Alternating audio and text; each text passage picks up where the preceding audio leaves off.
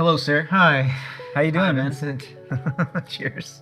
Doing good, Dad? Who knows what's in here? Little vodka, little rum. A little something. Hey, welcome back to the YouTube channel. Vinny and Dean here. We're going to talk a little bit about lighting. A lot of you guys out there have actually been requesting more lighting, more lighting. So here it is. We're not asking you guys to run out day one. And this is not a starter pack. I mean, this is a collection over many years and many projects, many trials and errors, honestly. With all this practical knowledge we're gonna go through, remember one key factor. We are trying to simulate something that looks natural. So what does natural mean? It means something that really could be present in real life. You might have watched a scene in a movie and go, wow, that looks really amazing. And then you might have seen the behind the scenes and peel back and there's literally 200 pieces of gear. So I'm gonna kick it over to Vinny. He's gonna talk a little bit about some tools, some tips, some tricks. We've got a table full of gear. We're gonna kind of go over each piece and we're gonna break everything down for you and give you some things that you might learn today on not only what type of gear to invest in, but definitely some tips and tricks on how to control and shape life. Whether you don't have any of this gear or if you have all of it and you just need a little bit more tips and tricks on how to use it in a different way, you know, hopefully we can help you there. And always, guys, if we don't cover something, drop it in the comments down below. Let us know. Again, this is a bigger community at large, so we want you to drop the comments down there. Let us know, hey, I actually use Cine Foil for this purpose. I actually don't use it for what you said at all. So, you know, this is just our use case, what we do on set and what we've seen on set. All right, so without further ado, let's jump into our first tool. This is a basic reflector dish. So basically, you know, you'll see this in any point source light that you purchase. Real easy, it goes onto a Bowens mount. Boom, you hear that click? It's a very satisfying click. And this is just gonna concentrate your light in a specific beam angle.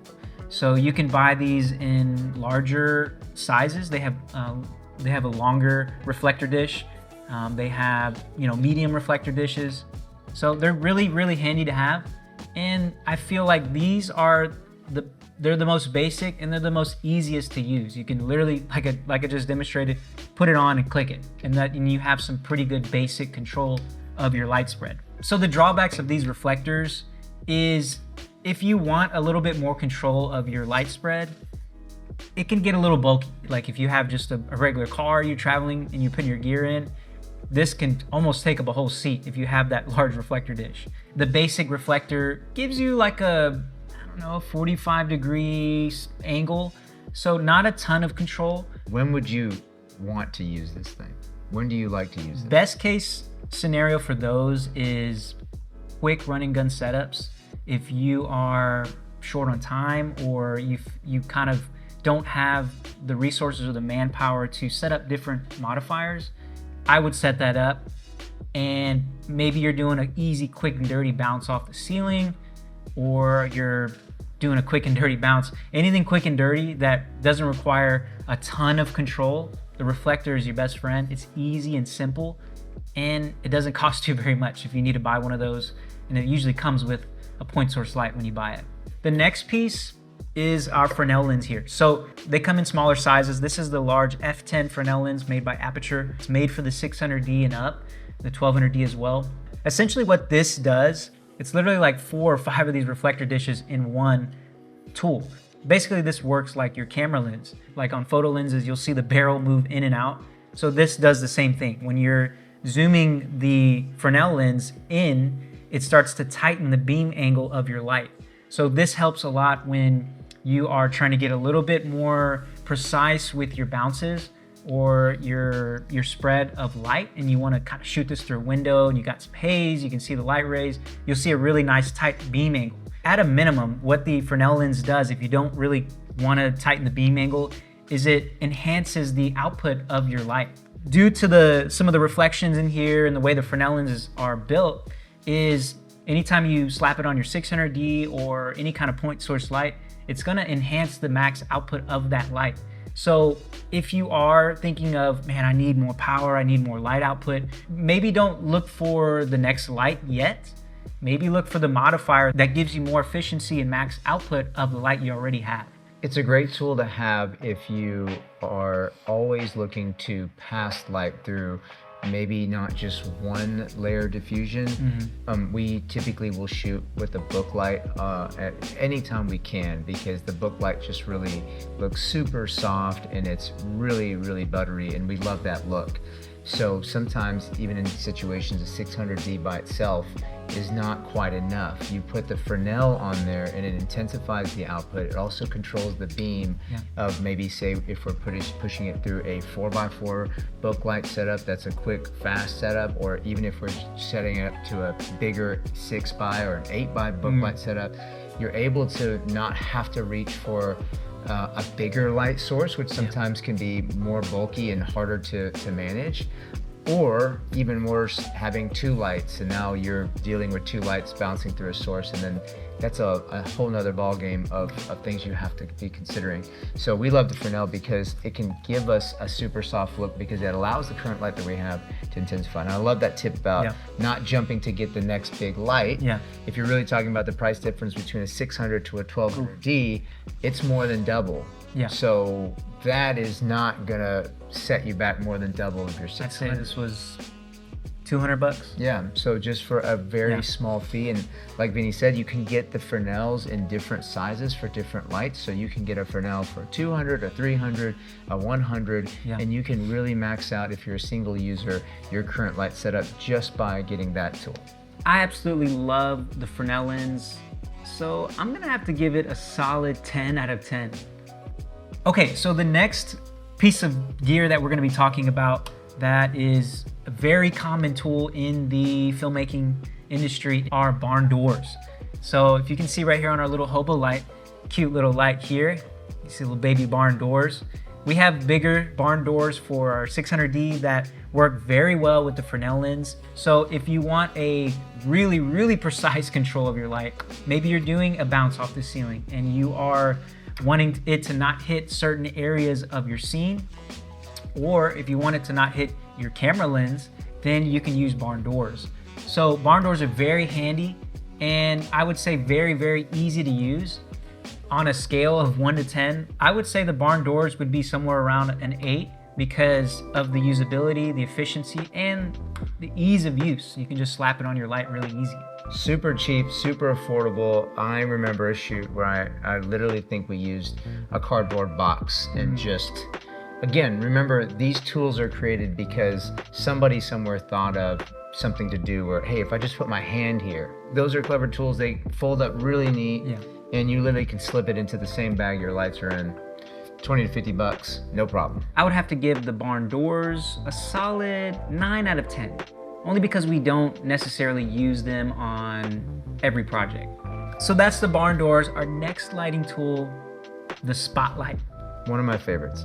This is something we use on a ton of our shoots. It's a big daddy. It's a big spotlight. Again, just like any of these other tools, you can get it small or large. This is specifically the Godox 26-degree spotlight lens. And essentially what this is for is you can cut light just like you can with barn doors. You can also add texture and patterns to your background or your subject's faces or anything, any kind of spotlight that you want on hands or different objects in the scene. It's like a Swiss Army knife of lighting tools, whether you want a sunlight coming into a window and you want a nice tight beam, or you want to add some Venetian blinds in the background. We've done that so many times. You got different gobos, and I love the word cucullores. You can add tree branches to the background. I don't know who came up with that. Is that great word? Is that Greek? I think that's Greek. Okay. Could be Spanish. Could be German. Japanese. Who knows? But cucullores, you can add it to your spotlight lens. Another handy thing here is you can focus just like your lens on your camera. So you can push the lens forward or back, and it kind of sharpens the texture of the Venetian blinds or whatever texture you have, or you can blur it out a little bit more. So you can kind of fine tune your desired look. And then you also have right here what we call cutters. One on top, two on the side, one on the bottom. And these are essentially barn doors built in. So you can push it down, you can cut the light and shape it to different slashes is what we use it a lot for backgrounds. The reason we went with the Godox is because it is a little bit more universal. Yeah. The aperture model doesn't actually work on some of the Amaran lights. This is we found this, the Godox version is a universal Bowens mount. Yeah. The aperture has something a little bit. If that's not the case, leave it in the comments, but that's from our experience, and that's why we got this bad boy. And we have a whole video covering the Godox Spotlight. We'll put that somewhere in the top or the description down below. You guys can watch that after this one. Don't leave this video. Stay here. If I were to give this a rating as far as usability and common use of the Spotlight mount, I'd give it like a 7. I'd give it a 7. I think it's something that isn't seen on every shoot, but when you have it, when you use it, you'll know. This is probably not the first tool to grab because these other tools are a little easier to use and master first. Yeah. Once you've mastered what it's like to use a focused beam of light, i.e. a Fresnel, once you've dealt with gels a little bit and played with color temperatures and adjusting the tint, once you've used barn doors for a bit, but you graduate to this one because it is, like Vinny said, it's a little bit bulkier, it's a little harder to use. There's a lot of little moving parts. If you're on a smaller set, or if you are in a tight location or running and gunning or traveling, this is something that you might not want to always bring. And then if you have a bigger one of these, you might not even have the right stand from a safety perspective on set to really adequately use it for the way it is. Nice. Again, this one is an awesome tool. I was a little surprised when you said 7 out of 10, but then as soon as you said that, I was like, yeah, the other 3 points would be safety, portability, and how fast you can learn how to use it. This has a little bit more of a learning curve. Yeah. But once you master this, it is phenomenal. You can make some really awesome looks. Yeah. You can turn a plain background into something that looks really, really great. This does require a little bit of a learning curve. The Fresnel lens, the standard reflector dish, barn doors. If you're the kind of guy that, whether by choice because you are just getting started or by just being cheap and you're just trying to hire some warm bodies on set, they can easily do Fresnel. Hey, put a Fresnel lens, please. Turn the beam angle. Hey, just click the reflector dish. Kids to do the barn doors. Your kids could probably put the reflector dish on. They understand. And this definitely takes a little bit of mastering. I would say it does require understanding contrast levels. If you have a slash on the back wall, but you're not controlling your other lights and everything is being filled up, you're not going to see the slash. So you kind of have to understand how to control your other lights. Then you'll start to see the slash a little bit more, nail down some of these other tools, and then make that step up to the Spotlight. You won't regret it. Okay, so we have what we call a grid. You've probably heard it, honeycomb grid. Egg crate. Egg crate is another way to phrase it. Basically what this is, and we have this right now on our Aperture 600D with a softbox dome, and we have an egg crate grid on there. And basically what a grid does is it directs your light and focuses it on your subject and not the background. So if you wanted to key someone, like this scenario right now, and we don't want the background to get hit too much with light and get filled up and lose those contrast levels, then you want to slap a egg crate or a grid on. You'll have basic ones like this that slap onto your light mats or your softbox. And these are, basic, and they give you a pretty decent control. The farther out the cells go and the longer they are, the more control you're gonna have over your beam angle. So these give you a pretty decent control. Again, like maybe a 45-degree angle, pretty much the same as the standard reflector dish. You have your basic control, and when you start to step up to maybe, honeycomb grids that have a deeper cell length, you'll get a better control of your spread of light. The best uses for these, and these are great. These are very, very useful and something we use a ton, almost 100% of our shoots. So having an egg crate grid is gonna give you that much more control and focus of your light on your subject. On a scale of 1 to 10, I would give these a solid 9. I mean, these are just easy. You can throw them in your bag. They don't require a lot of setup. And our next piece of lighting equipment is going to be our Snoot. So the Snoot, pretty simple. There's really not much to it. It basically creates a very, very tight beam angle of your light. And this is great for highlighting hands. This is great for highlighting plants. It gives a very, very small spread of light. This isn't used a ton. We have this in the kit, but I feel like there's other tools to create that kind of shape, like barn doors or something like that, that we may have already on our set. The only drawback to these is it does reduce the output of your light quite a bit. Again, these are only for small highlights and spotlights of your scene. Scale of 1 to 10, a 5.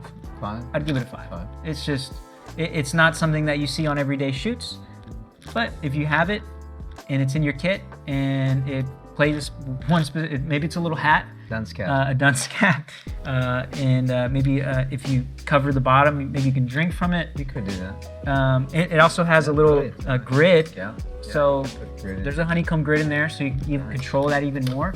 That's gonna also reduce your light even more than I already mentioned. But it's a great tool and it serves one purpose. All right, guys, so next up we have Cine Foil. This is a gaffer's best friend right here. This should be in your kit. It's a very multi-dimensional tool. This is your quick and dirty barn doors. If you need a little block of light on let's say a subject or a camera lens or the background, rip you a piece of Cine Foil and you can clamp it on your point source light. These absorb heat very well. So another great use of Cine Foil is creating texture and patterns on a background. So if you wanted to create a tree branch or some sort of texture and cut and slash on your back wall, literally rip you a piece of Cine Foil, poke holes, go crazy, put it on a stand and shoot your light through it, and you have a pretty cool textured background just by a piece of Cine Foil. They're black, so you're not going to get any reflections. So keep that in mind if you're out there and you're like, oh, I just use tinfoil from Walmart. Oh, that's bad. I might just use tinfoil. It's the same thing, but this is black, and you get just a better heat absorption with these. They're safer for lights. So this one's easy for me. Cine Foil is lightweight and super easy to use on set. So I'm giving it a 10. Throw it in your bag for your next shoot. Okay, the next piece of tool, this is a cutter. So what this does is very precise cutting of light. And you have these in bigger sizes, whether it's a 4x4, what we call a floppy, which are really great for taking away light. So these tools, you have a Fresnel, you have a spotlight, you have a reflector dish, you have the Snoot, all allowing light to pass through. This one takes away any light coming through it. And so if you want to take away a shine or a highlight on your subject's face, this is a great tool. If you want to, especially in bigger sizes, if you have a 4x4 floppy and you put that on opposite side of your key light, you're gonna get a beautiful contrasty shadow side on your subject's face. So these are also great for if you're in an environment where you can't control the lights from overhead. Maybe you're in an office scene or a store, you're shooting in a grocery store, something to where you kind of want to piggyback off of the lights from overhead, but you don't want it to kill the rest of your scene or your subjects underneath it. And here's a decently sized cutter that has the same kind of pin. You can see on the bottom, you can easily slap that into a grip head and cut any type of light that you don't want in your scene. Look at the shadow side it gives. The closer you get to your subject, it's going to create a beautiful shadow side and something that is really useful. Flags and cutters are a popular tool on any production set, but only because you have to add additional stands and equipment, and this may be overkill for a lot of smaller crews, so I'm going to have to give it a solid 7 out of 10. And last but not least, the skirt, or sometimes people call it a curtain. You can think of it like the barn doors of overhead lights. You put on a skirt or a curtain on your top-down light. Most of the time you'll have the ability to roll up the skirt and to control each side of the modifier. You can swing away or swing down the barn door to control light from hitting your camera lens or your background, whatever angle you wish. You can also have this on softboxes on a lantern that you have on your C-stand. It doesn't require a huge learning curve to add this to your setup. As far as something that we use on a day-to-day basis, maybe 50% of the time, it's not a huge item that we use all the time, or it's not something that we deem necessary to have in your kit.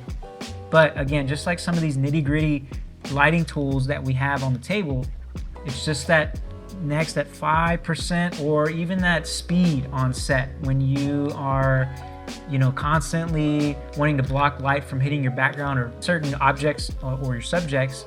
If you're always doing that, maybe just always putting up Cine Foil, maybe it's time to invest in a skirt to save time on set. The skirt is a bit of a specialty item, so mainly because it's not a popular item on set, something we use on a day-to-day basis, I'd have to give it a solid 6 out of 10.